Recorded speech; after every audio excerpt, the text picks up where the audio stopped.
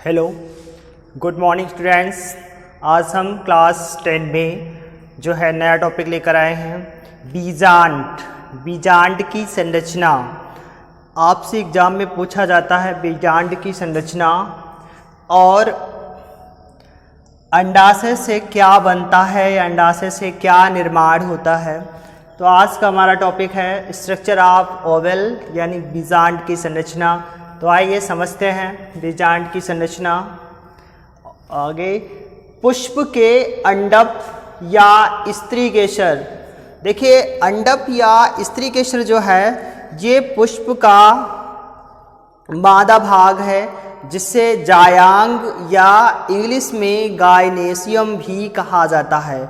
यानी पुष्प के दो भाग होते हैं, एक भाग नर और एक भाग मादा, जिसमें से जो नर भाग होता है उसे पुमंग या एंड्रोसियम कहते हैं और जो मादा भाग होता है उसे जायांग या गायनेशियम कहते हैं। तो आज हम बात कर रहे हैं पुष्प के मादा भाग से, क्योंकि पुष्प के मादा भाग में ही अंडाशय से फल का निर्माण होता है। तो जो अंडप है या जो स्त्री केसर है इसके तीन भाग होते हैं, एक तो अंडाशय, वर्तिका तथा वर्तिकाग्र। अंडाशय को इंग्लिश में ओवरी कहा जाता है और वर्तिका को स्टाइल कहते हैं और वर्तिकाग्र को जो है स्टिग्मा कहते हैं।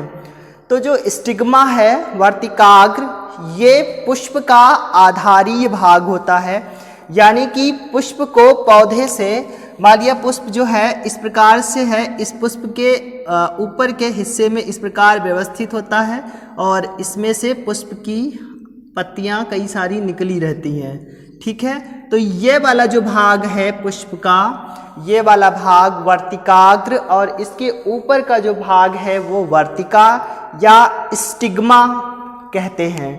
वर्तिकाग्र और स्टिग्मा का कार्य है पुष्प में जो नर के परागकण हैं वो मादा पर जब निषेचन की क्रिया के लिए आते हैं तो वर्तिकाग्र और वर्तिका परागकणों को निषेचन क्रिया या परागण की क्रिया तक यानी करने में सहायता करते हैं।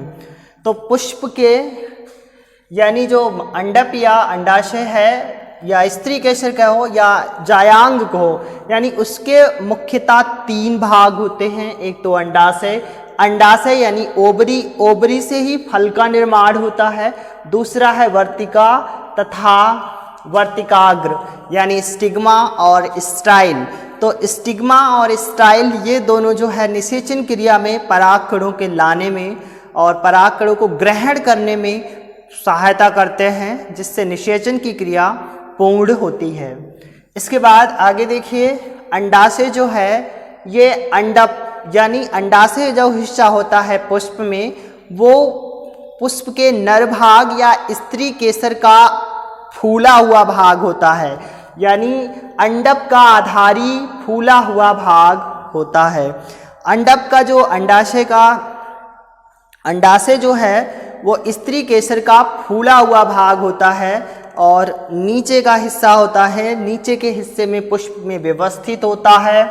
इसमें बीजांड जरायु प्लेसेंटा से लगे रहते हैं, यानी जो बीजांड है जिससे बीज का निर्माण होना है वो बीज अंडाशय के आधारी भाग से लगा रहता है या अंडप के आधारी भाग अंडाशय से लगा रहता है। जरायु को इंग्लिश में प्लेसेंटा कहते हैं। जरायु वो भाग है जो पुष्प से बीज के निर्माण की प्रक्रिया में सहायता करता है, यानी जब पुष्प में बीज बन रहा होता है तो बीज को बनने के लिए जो पोषण की आवश्यकता होती है वो पोषण जरायु या प्लेसेंटा से प्राप्त होता है। यानी जरायु और प्लेसेंटा के माध्यम से पुष्प से जो है बीज पोषण की प्राप्ति करता है, जिससे बीज पूर्ण विकसित होता है। तो आपकी जो अंडाशय है, अंडाशय के आधारी भाग फूला हुआ होता है, यानी अंडप में अंडाशय स्थित होते हैं, क्योंकि अंडप के तीन भाग अंडाशय, वर्तिका और वर्तिकाग्र।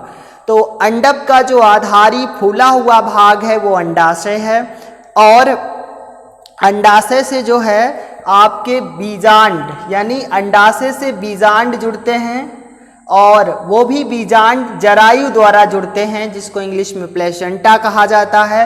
प्लेसेंटा के माध्यम से बीजांड अंडाशय से जुड़ते हैं। आपको पता है अंडाशय से फल का निर्माण होगा और बीजांड से बीज का निर्माण होता है। तो बीजांड से बीज के निर्माण के लिए जो है बीज को पोषण की ज़रूरत होती है, क्योंकि किसी भी जीवधारी को विकसित होने के लिए, किसी भी फल पादप आदि को विकसित होने के लिए पोषण की सख्त ज़रूरत होती है। तो उसी प्रकार से जब बीज से बीजांड से बीज का निर्माण हो रहा होता है तो बीज को भी पोषण की ज़रूरत होती है। तो वो बीज अपने मात्र पौधे यानी पुष्प जो है में मात्र पौधे से अपरा के द्वारा, जिसे जरायु या अपरा भी कहा जाता है, यानी प्लेसेंटा के माध्यम से पोषण की प्राप्ति करता है।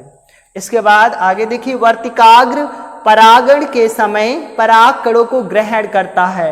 वही आपको बता रहे थे, जो वर्तिकाग्र और वर्तिका है यानी स्टिग्मा और स्टाइल, इन दोनों का वर्ग यही है कि परागण की क्रिया जब होती है तो उस समय नर से आए हुए जो पराग कण हैं, क्योंकि नर के जायांग, नर के जो पुमंग है, जो आपका नर का जो पुमंग है यानी नर का नर भाग या पुष्प का जो नर भाग है, पुमंग या एंड्रोसियम, वहाँ से आए हुए पराग कणों को जो है वर्तिकाग्र ग्रहण करता है और वर्तिका तक पहुँचाता है। इसके बाद जो है निषेचन की क्रिया पूर्ण होती है।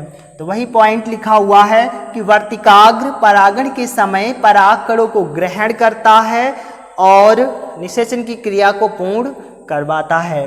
निषेचन के पश्चात अंडाशय से फल का निर्माण होता है, यानी जो आपका स्त्री केशर के 3 भाग हैं, अंडाशय, वर्तिका और वर्तिकाग्र, उसमें से अंडाशय जो है फल का निर्माण करता है। वर्तिका और वर्तिकाग्र जो हैं वो दोनों परागण के समय पराग कणों को ग्रहण करते हैं और निषेचन की क्रिया में सहायता करते हैं।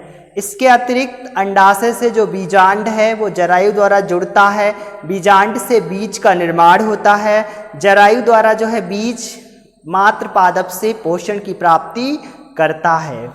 तो इसके बाद अब हम देखते हैं मुख्यतः जो हमारा बीजांड है, आज का टॉपिक, उसकी संरचना पढ़ पा रहे हैं। जैसा कि आप समझ पाए कि जो बीजांड है वो अंडाशय से जुड़ता है। अंडाशय जो है वो पुष्प का मादा भाग या स्त्री केसर होता है, अंडप होता है, और अंडप से अंडाशय जुड़ता है, अंडाशय से बीजांड जुड़ता है और वो भी बीजांड जरायु या प्लेसेंटा द्वारा जुड़ता है। तो अब हम बीजांड की संरचना मुख्यतः समझेंगे कि बीजांड जो है वो बीजांड वृंत द्वारा अंडाशय के बीजांडासन जरायु से लगा होता है। यही अभी आपको बता रहे थे कि अंडाशय से बीजांड जुड़ता है जरायु द्वारा। तो जो बीजांड है वो बीजांड वृंत द्वारा, यानी बीजांड वृंत जो है वो बीजांड का निचला हिस्सा है, क्योंकि यही निचला हिस्सा जो है आपके अंडाशय से जुड़ता है। तो ये निचला हिस्सा देखिए, ये बीजांड की जो है संरचना है। इस बीजांड की संरचना का जो सबसे निचला भाग है वो आपका बीजांड वृंत कहलाता है। यही बीजांड वृंत जो है पुष्प के अंडप से जुड़े हुए अंडाशय से जुड़ता है, जिसमें आप समझ पाए हो कि अंडाशय के 3 भाग होते हैं, अंडप के 3 भाग होते हैं, अंडाशय, वर्तिका और वर्तिकाग्र, यानी क्रमशः ओवरी, स्टिग्मा और स्टाइल इंग्लिश में।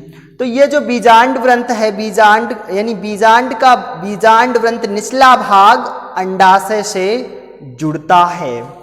इसके बाद आगे देखिए, अंडाशय के बीजांडासन जरायु से लगा होता है, यानी जो अंडाशय का बीजांडासन है, बीजांडासन वो भाग है जहाँ पर भ्रूण यानी कि बीज का निर्माण होगा।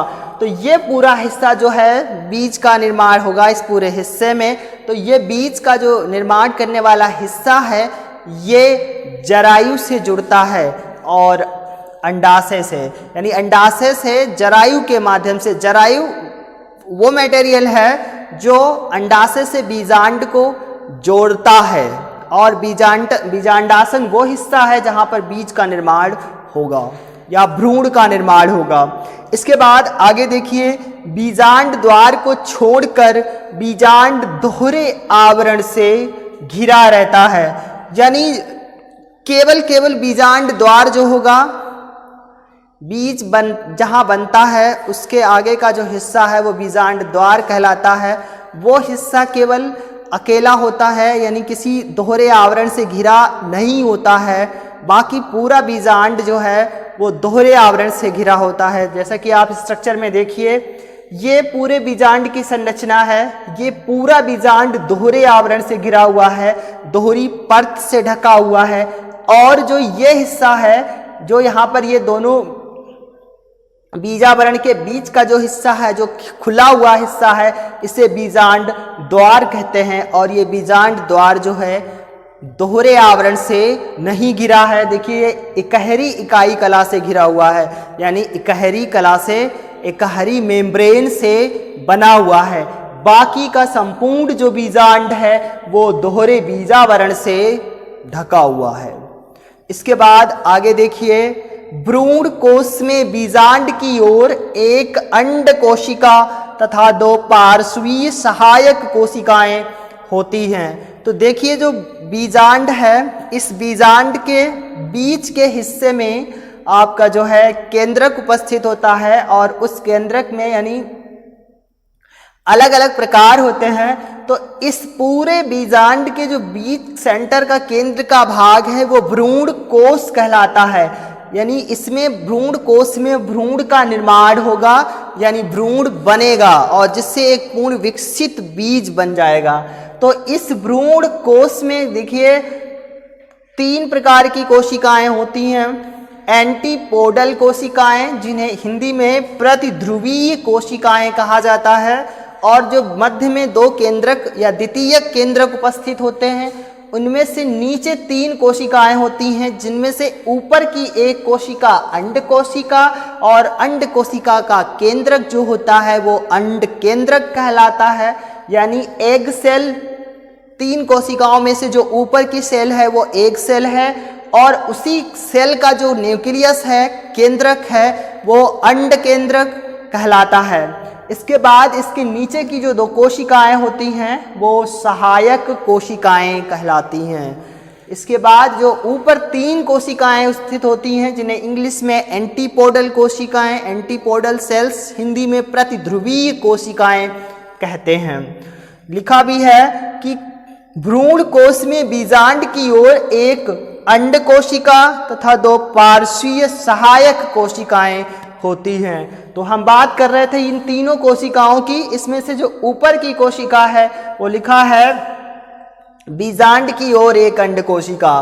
तो ऊपर की जो कोशिका है ये बीजांड के ऊपर वाले हिस्से की ओर है, इसलिए से अंड कोशिका। और इसके नीचे की जो 2 कोशिकाएं हैं वो सहायक कोशिकाएं या पार्श्वीय सहायक कोशिकाएं कहलाती हैं। इसके बाद निभाग की ओर 3 प्रतिध्रुवीय कोशिकाएं, एंटीपोडल सेल्स और मध्य में द्वितीय केंद्रक होता है। तो निभाग की ओर यानी जो ऊपर का हिस्सा है उसमें 3 एंटीपोडल कोशिकाएं यानी प्रतिध्रुवीय कोशिकाएं होती हैं तथा इसके भ्रूण कोश के मध्य भाग में केंद्रक कोशिकाएं या द्वितीयक केंद्रक कोशिकाएं 2 हैं, इसीलिए इन्हें द्वितीयक केंद्रक कोशिकाएं कहते हैं। तो ये थी संरचना बीजांड की। तो मुख्य रूप से बीजांड की संरचना ये 5 लाइनों में बताई गई है। ऊपर ये बीजांड से संबंधित बेसिक जानकारी जो हमें जानना जरूरी था। तो बीजांड की संरचना आप ये जो आपकी ब्लैक बोर्ड पर बनी हुई है यही बीजांड की संरचना आपको बनाना है और इसके साथ साथ आपको बीजांड के बारे में बेसिक जानकारी और बीजांड की संरचना दोनों को अच्छे से लिखना है। इसी के साथ आज का हमारा टॉपिक बीजांड की संरचना स्ट्रक्चर ऑफ ओवल समाप्त होता है। आप अगले वीडियो में मिलेंगे आपको एक नए टॉपिक के साथ।